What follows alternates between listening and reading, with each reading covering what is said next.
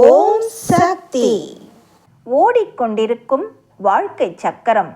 பறவை ஆரம்பத்தில் முட்டையிட்டு குஞ்சு பொரித்து பறவையாகி மீண்டும் முட்டையிட ஆரம்பிக்கிறது. அதுபோல மனித இனமும் கருவாகி உருவாகி மகனாகி மகளாகி மனைவியாகி கணவனாகி தாயாகி தந்தையாகி பாட்டியாகி பாட்டனாகி இப்படியே மனித வாழ்க்கை சக்கரம் ஓடிக்கொண்டிருக்கிறது. இந்த இடைவெளி காலத்தில் மனிதன் நல்ல மனமும் நல்ல குணமும் பெற்று நல்லது கெட்டது தெரிந்து வாழ வேண்டும். மிருக குணம் பிசாசு குணம் இல்லாமல் வாழ்வது சிறந்தது. உலகம் கலகலப்பாக மாற இன்றைய உலகம் சலசலப்பாகவும் சஞ்சலமாகவும் இருந்து கொண்டிருக்கிறது. சலசலப்பு இருக்கக்கூடாது, கலகலப்பு இருக்க வேண்டும்.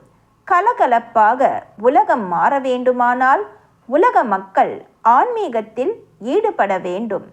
அவ்வப்போது சாப்பிடுகின்ற உணவுக்கும் சுவாசிக்கிற காற்றுக்கும் தான் பலன் உண்டு. அதுபோல ஆன்மீகத்தில் அவ்வப்போது கிடைக்கின்ற வாய்ப்புகளை பயன்படுத்தி கொண்டால்தான் அந்த நேரத்திற்கு பலன் கிடைக்கும். இன்றைய நாகரிகம் அநாகரிகமாக மாறிவிட்டது. ஆன்மீக பார்வை இருந்தால்தான் தன்னை தானே புரிந்து கொள்ள முடியும். ஆணவ பார்வை இருந்தால் புரிந்து கொள்ள முடியாது. அன்னையின் அருள்வாக்கு.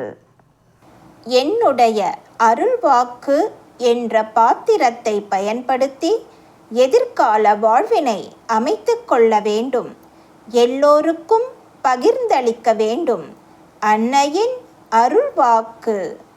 Please share and subscribe. Om Sakthi.